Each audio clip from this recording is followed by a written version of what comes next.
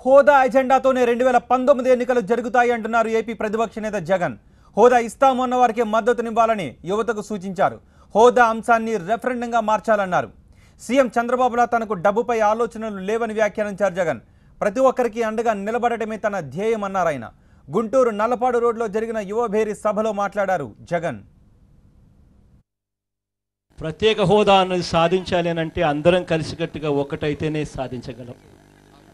ఇవాళ మనం అడగడం మానేసినాము అని అంటే ఇచ్చేవాడు కూడా ఇచ్చే పరిస్థితి ఉండదు. ఇది ఖచ్చితంగా అడగాలి, ఖచ్చితంగా వాళ్ళకు గుర్తు చేస్తూ ఉండాలి.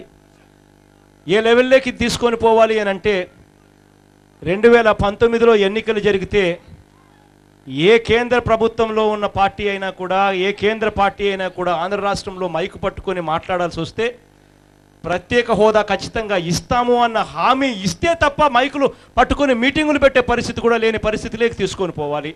ఎన్నికల రెఫరెండం కింద మార్చాలి. ఇది ఈ కార్యక్రమం ఆ స్థాయిలోకి తీసుకొని పోయే కార్యక్రమంలో ప్రతి తమ్ముడి సహాయము కావాలి, ప్రతి చెల్లెమ్మ సహాయము కావాలి.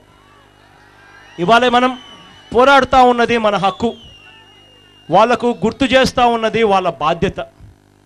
ఇవాళ మనం గట్టిగా అడగకపోతే ఇచ్చేవాడు కూడా ఇవ్వకుండా పోతాడు. మనం అందరం గట్టిగా అడుగుతాం. చంద్రబాబు నాయుడు గారు పొరపాటున ఏదైనా కేసులు పెడితే మాత్రం మీ అందరికీ హామీ ఇస్తా ఉన్నా, చంద్రబాబు నాయుడు గారి ప్రభుత్వం ఎల్లకాలం సాగదు.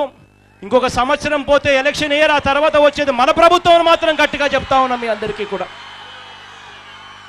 చంద్రబాబు నాయుడు గారు పెట్టిన ప్రతి కేసు కూడా వెనక్కి తీసుకుంటామని చెప్పి కూడా గట్టిగా మీ అందరికీ కూడా హామీ ఇస్తా ఉన్నా. చంద్రబాబు నాయుడు గారి మాదిరిగా నా ఆలోచనలు డబ్బుల మీద ఉండవు. చంద్రబాబు నాయుడు గారు ఇవాళ పొద్దున్న లేస్తే ఇవాళ ఎంత తీసుకున్నాను, రేపు ఎంత సంపాదించాలా అన్న ఆలోచనలు ఉండే. కానీ నేను ఒక్కటి చెప్తా ఉన్నా, నాకు ముఖ్యమంత్రి కావడానికి ఒక కోరిక ఉంది. ఆ కోరికకు అర్థం ఏమిటో తెలుసా? నేను చనిపోయిన తర్వాత ప్రతి ఇంట్లో నాన్న ఫోటోతో పాటు నా ఫోటో కూడా ఉండాలన్న తపన తాపత్రయం. దానికోసం ఆరాట పడతా.